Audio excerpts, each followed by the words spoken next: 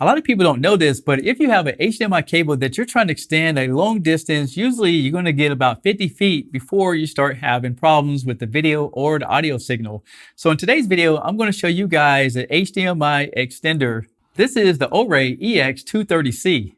And the great thing about having an extender like this is that you can send an HDMI signal up to 230 feet away. And all it takes is a category 6 network cable similar to what I have here. So in this video, I'm going to show you guys everything it comes with, everything it needs, and I'm going to show you guys how to use it. So sit back, relax, and let's get started.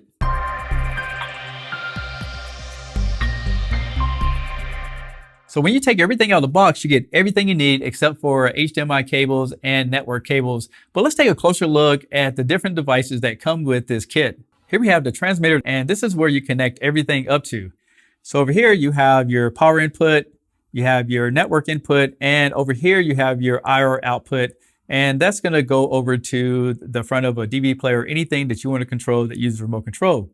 Now, if we flip it to the other side, we have HDMI input, and that's going to come from your source. There's a switch here, and I'll tell you guys about that in just a moment.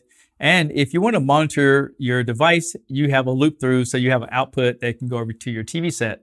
So here we have the sensor that comes with the transmitter. You'll just put it right in front of any device you're trying to control, like this Roku, but it will work with cable boxes or anything that has to do with security or anything that has remote control.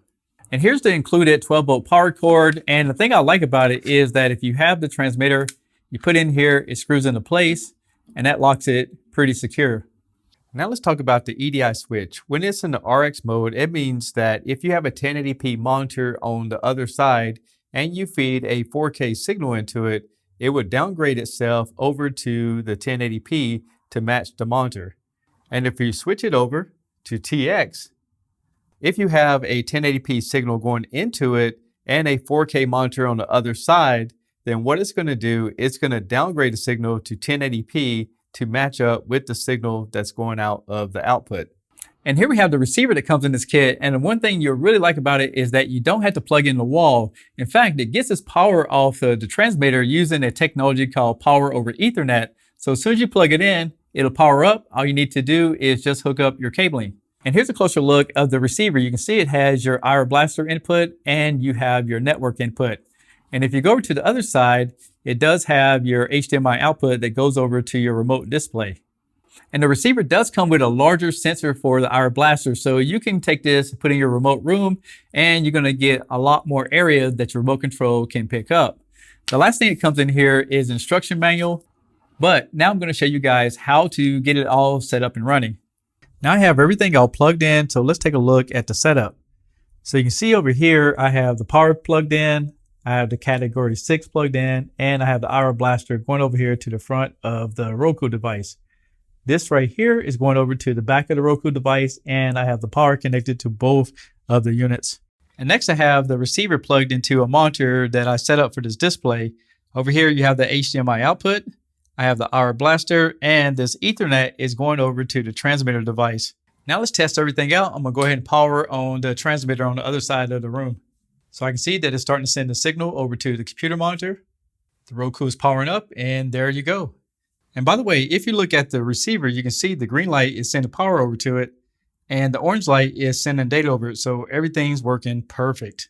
And with Roku up, you can see I can point the remote control to the sensor right below the monitor, and it works.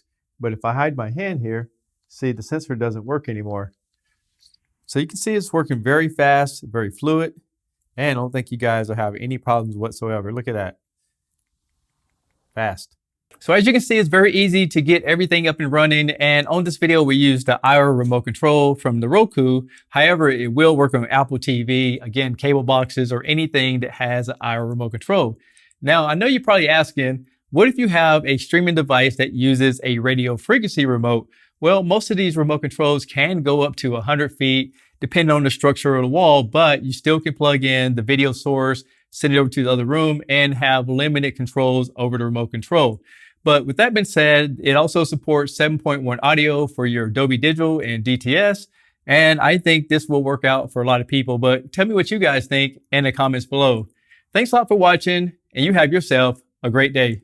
For more solutions like this, be sure to check out OREI.com, where you'll find the latest switchers, converters, and accessories.